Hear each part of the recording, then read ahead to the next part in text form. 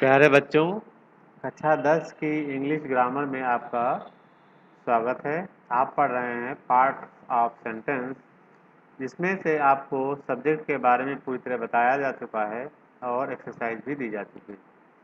अब हम सब्जेक्ट के बाद जो दूसरा पार्ट है प्रेडिकेट, उसके बारे में बात करेंगे।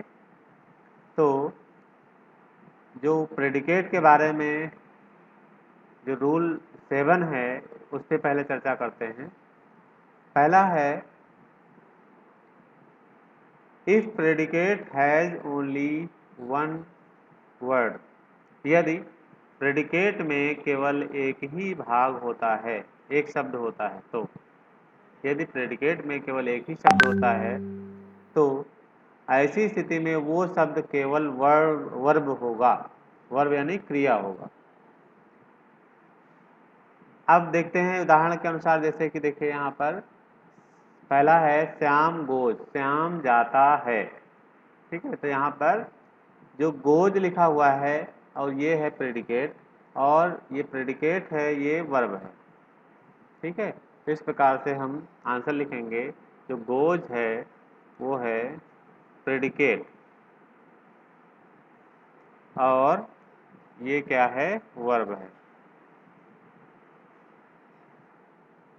इसके बाद दूसरा सेंटेंस है अभिनव प्लेज, अभिनव खेलता है। तो अभिनव खेलता है, इसमें देखिए यहाँ पर इसमें भी वर्ब जो दी गई है वो सिर्फ एक वर्ड में दी गई है। जो प्रेडिकेट है एक वर्ड है, इसलिए ये जो है वर्ब होगा, यानी वर्ब कहलाएगा प्रेडिकेट इसका। तो जो प्लेज है ये वर्ब है, प्रेडिकेट है और वर्ब है।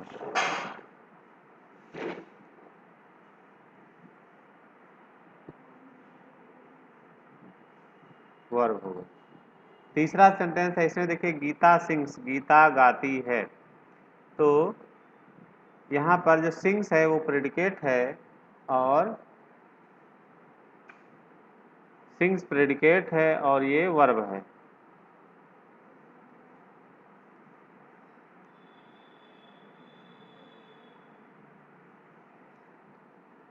चौथा सेंटेंस है दे रन, दे रन वे दौड़ते हैं। तो यहाँ पर जो रन है वो प्रेडिकेट है, और ये जो है वर्ब है।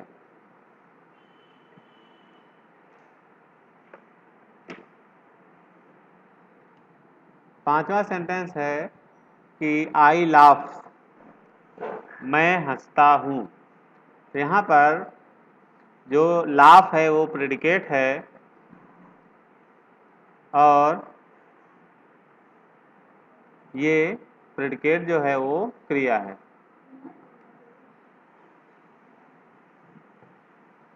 इस तरह से आपने देखा कि यदि प्रेडिकेट केवल एक ही शब्द होता है या एक ही भाग होता है तो वहाँ पर वो सिर्फ क्रिया ही होगा। देखिए सभी सेंटेंसेज में आपको जो प्रेडिकेट है वो क्रिया है। अब आइए चलते हैं अगले रूल पर। दूसरा रूल है if predicate has two parts, यदि प्रेडिकेट में दो भाग होते हैं। यदि प्रेडिकेट में दो भाग होते हैं तो जो पहला भाग है वो वर्ब होगा, और जो दूसरा भाग है वो ऑब्जेक्ट होगा या फिर कॉम्प्लीमेंट होगा। ऑब्जेक्ट या फिर कॉम्प्लीमेंट। अब यहाँ पर ऑब्जेक्ट का मतलब होता है कर्म, और कॉम्प्लीमेंट का मतलब होता है पूरक। तो देखिए जैसे उदाहरण पहला वाला है my sister reads the newspaper, my sister reads the newspaper, मेरी बहन समाचार पत्र पढ़ती है। तो यहाँ पर आपने देखा कि जो रीड्स से लेकर के द न्यूज़पेपर है, ये पूरा का पूरा प्रेडिकेट है। रीड्स द न्यूज़पेपर ये पूरा प्रेडिकेट है, और इसमें से जो पहला भाग है तो ये वर्ब हो गया, वर्ब होती ही है, वर्ब के बाद, वर्ब को लेकर के वर्ब के बाद का ही पूरा प्रेडिकेट होता है। तो इसलिए जो रीड्स है वो प्रेडिकेट है और न्यूज़पेपर भी प्रेडिकेट है, लेकिन ये रीड्स वर्ब है और न्यूज़पेपर जो है वो है ऑब्जेक्ट। इस प्रकार से हम जो आंसर लिखेंगे वो लिखेंगे रीड्स जो इसमें है वो है वर्ब, रीड्स वर्ब है और द न्यूज़पेपर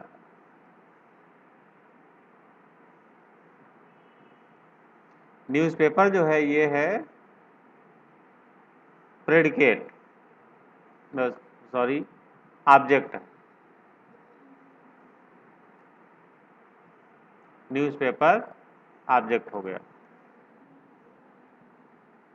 इसके बाद अगला से दूसरा सेंटेंस है, इसमें से उदाहरण है कि योर मदर कुक्स फूड, आपकी माताजी खाना पकाती हैं। तो यहाँ पे क्रिया कुक्स से शुरू होती है, तो कुक्स फूड ये दो वर्ड्स दिए गए हैं और इसमें देखिए पहला वाला वर्ब होगा और दूसरा वाला ऑब्जेक्ट होगा।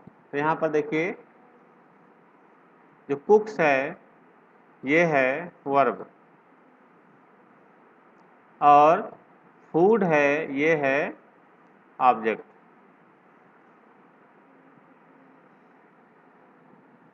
इस प्रकार से तीसरा जो सेंटेंस है वो Sushila writes a letter, Sushila एक पत्र लिखती है। इसमें जो राइट्स से लेकर के ए लेटर तक पूरा का पूरा प्रेडिकेट है और जो राइट्स इसमें है वो वर्ब है और जो ए लेटर है ये पूरा का पूरा जो है आपका ऑब्जेक्ट है। चौथा इसमें उदाहरण है कि आई बाट आ कार, मैंने एक कार खरीदी। तो यहाँ पर बाट से लेकर के पूरा ए कार तक ये प्रेडिकेट है आपका। तो यहाँ पर हो जाएगा बाट, ये वर्ब है आपका और ए कार, ए कार जो यहाँ पर है वो है आपकी ऑब्जेक्ट। तो इस तरह से आपने देखा यदि प्रेडिकेट जो है दो पार्ट्स में होता है तो उसका पहला वाला पार्ट जो होता है, पहला शब्द होगा वो वर्ब होगा और दूसरा जो पार्ट होगा वो ऑब्जेक्ट होगा या फिर कॉम्प्लीमेंट होगा। तो आइए अगले नियम पर चलते हैं। रूल नंबर जो 9 है वो है इफ प्रेडिकेट हैज 3 पार्ट्स, यदि प्रेडिकेट में 3 पार्ट होते हैं तो 3 भाग होते हैं तो तीनों भागों के नाम क्या क्या होंगे, कौन कौन होंगे, तो आइए इसके बारे में चर्चा करते हैं। तो पहला भाग होगा वर्ब आपका, वो तो पता है आपको पहले से ही।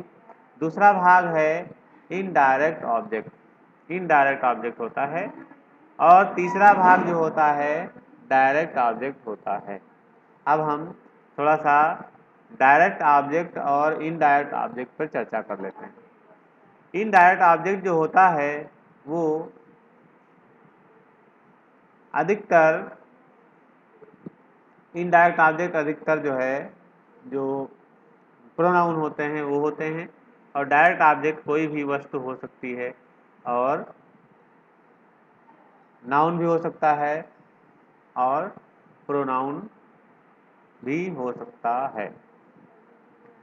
आइए देखते हैं, इसका उदाहरण देखते हैं। पहला उदाहरण है the father told me a story, the father told me a story, पिताजी ने मुझे एक कहानी सुनाई। तो यहाँ पर टोल्ड मी अ स्टोरी, ये पूरा का पूरा टोल्ड मी अ स्टोरी पूरा पूरा प्रेडिकेट है और इसमें हम आपको बताते हैं कि क्या कौन कौन से भाग क्या क्या नाम हैं इसके। इसमें से जो पहला है टोल्ड, टोल्ड जो है ये वर्ब है और दूसरा है मी। मी जो यहां पर है वो इनडायरेक्ट ऑब्जेक्ट है।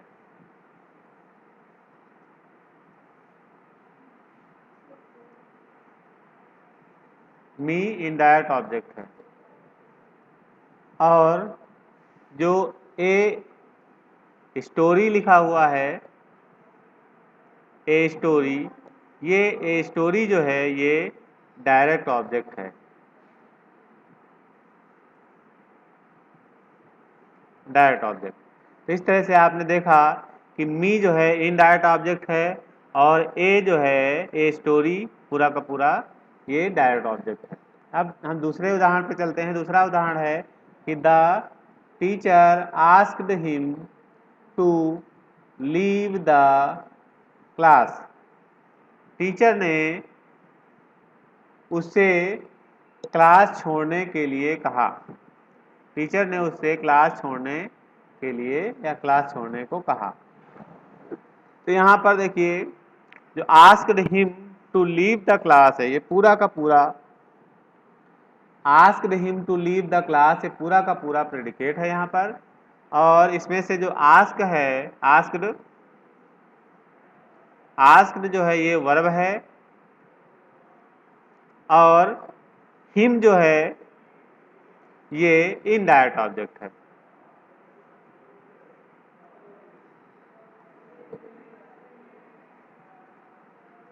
इनडायरेक्ट ऑब्जेक्ट है। और to leave the class,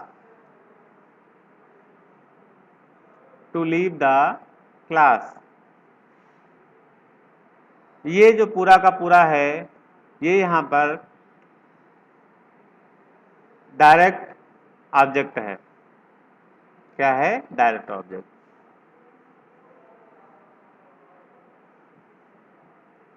direct object. अब अगले उस पे चलते हैं, अगले उदाहरण पे। अगला उदाहरण है they gave her uh pen.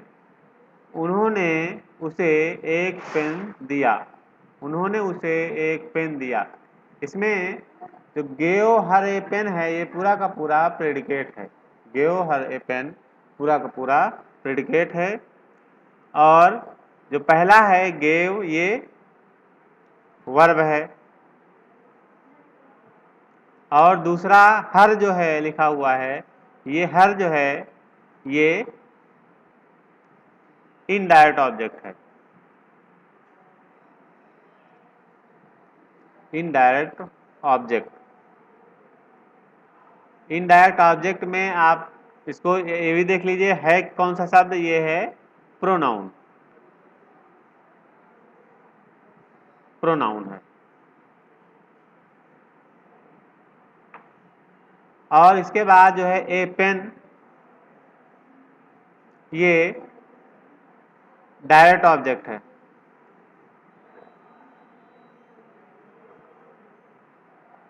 Pen जो है डायरेक्ट ऑब्जेक्ट है। इसके बाद अगला जो उदाहरण है वह है Shyam wrote her a letter. Shyam ने उसे एक पत्र लिखा। तो यहाँ पर जो श्याम है, Shyam wrote her a letter. तो यहाँ पर रोट अ लेटर ये पूरा का पूरा प्रेडिकेट है। और जो इसमें से रोट है, ये रोट जो है ये वर्ब है। रोट वर्ब है और जो हर है वो इनडायरेक्ट ऑब्जेक्ट है।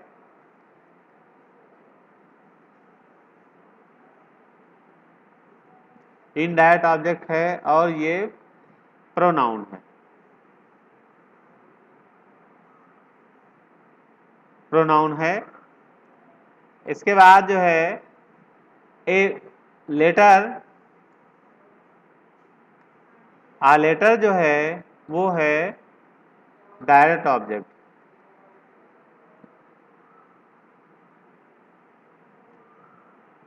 डायरेक्ट ऑब्जेक्ट हमने देखा, आप देख रहे हैं यहाँ पर कि जो इनडायरेक्ट ऑब्जेक्ट है वो प्रोनाउन ज़्यादातर हो रहा है, प्रोनाउन ही आ रहा है, और जो डायरेक्ट ऑब्जेक्ट है वो कुछ भी आ रहा है, ज़्यादातर नाउन आता है। तो आइए अगला उदाहरण देखते हैं।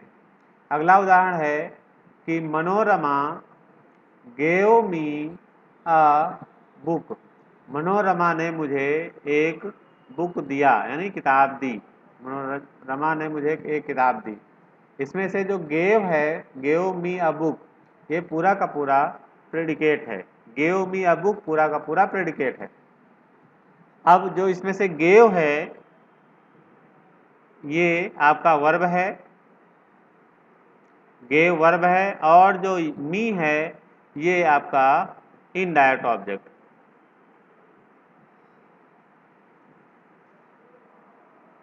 इनडायरेक्ट ऑब्जेक्ट है। और इनडायरेक्ट ऑब्जेक्ट में आपने देखा है कि ये प्रोनाउन है। और अगला जो है वो है आ बुक। आ बुक आपका जो है डायरेक्ट ऑब्जेक्ट है।